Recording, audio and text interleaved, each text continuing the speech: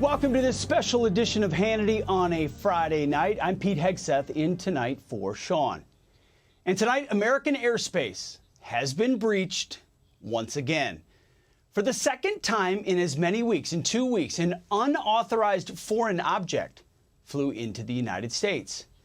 The, we're told, unmanned aircraft was described as a gray cylindrical vessel, like a Coke can, cylindrical, roughly the size of a small car, floating over Alaska. But this time, Biden didn't wait for the object to make a cross-country trip before shooting it down. Watch. Really briefly, can you speak to rumors that there is another Chinese balloon above Alaska or any other parts of U.S. territory that the U.S. shot down? So I can confirm that the Department of Defense was tracking a high-altitude object over Alaska airspace in the last 24 hours. The object was flying at an altitude of 40,000 feet and posed a reasonable threat to the safety of civilian flight. Out of an abundance of caution and at the recommendation of the Pentagon, President Biden ordered the military to down the object, and they did. So the reporter knew something. John Kirby didn't lead with that in his briefing. That was a question after the fact. So did last week's Chinese spy balloon not pose a reasonable threat? It was the size of 3 school buses and potentially carried an explosive payload. We're learning more. I mean, balloon was also equipped with multiple antennas capable of sophisticated surveillance, potentially even listening to phone calls. And it was purposely flown into the interior of the United States over sensitive nuclear sites by members of the Chinese Communist Party. Joe Biden was being tested by China, and he utterly failed. Now, just how many more Chinese spy balloons are headed our way or other unexplained aircraft? Joining us now with more, former Secretary of Defense Mark Esper. Mr. Secretary, thank you for being here. Based on what we know right now, the descriptions from the Pentagon, the way in which they rolled it out, what do you make of this second aircraft and the response of the Biden administration? Yeah, it's really interesting that, first of all, we'd have a second intrusion within the last 10 days, 2 weeks. Next, what is interesting is the fact that it came from the north, from the Arctic Ocean, as compared to the Chinese spy balloon, which came up from the southwest through the Aleutian Islands. So this gives me some pause as well. And then third, as you pointed out when you in your introduction there, much, much smaller than the original spy balloon. So I don't think we really know what is going on here. It may well be another country's scientific experiment or weather balloon. Who knows?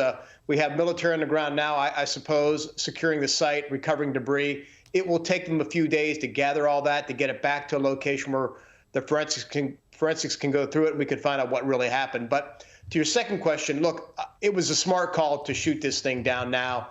We have to defend our airspace. We have to defend our sovereignty.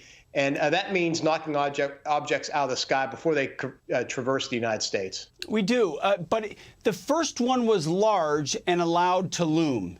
This one was small, and we don't even know if it was China per se. It could have been Russia. I mean, Alaska is much closer to Russia. We don't know. But it was small and immediately interdicted. Is that a dynamic of the criticism they received? Is that really about the altitude? They're saying 40,000 is commercial aircraft versus 60,000. I mean, how much of this is driven by the expose of the last 10 days, and how much of this is driven by protocol, say, of the Pentagon? Yeah, well, I assume a lot of the protocols at the Pentagon have been tightened up. They detected the object much sooner, reported much more quickly, and teed up a decision for the president. So I'm glad to see that the Pentagon is improving its procedures, if you will, its protocols. But I think with regard to the response, it's clearly informed by what happened last week, the blowback that President Biden received, both bipartisan, right, from both Democrats and Republicans who said that the last week's spy balloon should have been shot down before it entered the continental United States over Alaska and not once it traversed the country. So I think that is largely to explain. The fact it was 40,000 feet versus 65,000 is important, but I don't think that's the main driver. Mr. Secretary, on a higher level, the professional class in Washington, the Pentagon bureaucracy, the decision makers, what is the real sense of our looming showdown with China? When they talk about a competition or an adversary, is that really, do they really think we can partner with them for good in the world, or do they realize what the Communist Chinese are up to here? Well, I think at the political level, with the current administration, there is a view that there are places where we compete with them, and there are places where they want to cooperate with them. Climate change is often cited as a place where they believe competition between Beijing and Washington is possible. I don't believe that to be the case. I mean, the Chinese are producing or are building a coal-fired power plants every 10 days to 2 weeks. Little interest in them reducing, CO2 into the air. But we are clearly in a global contest now for who's going to continue to dominate in the years ahead. Will it be the democracies of the West or the autocracies represented by Russia and China?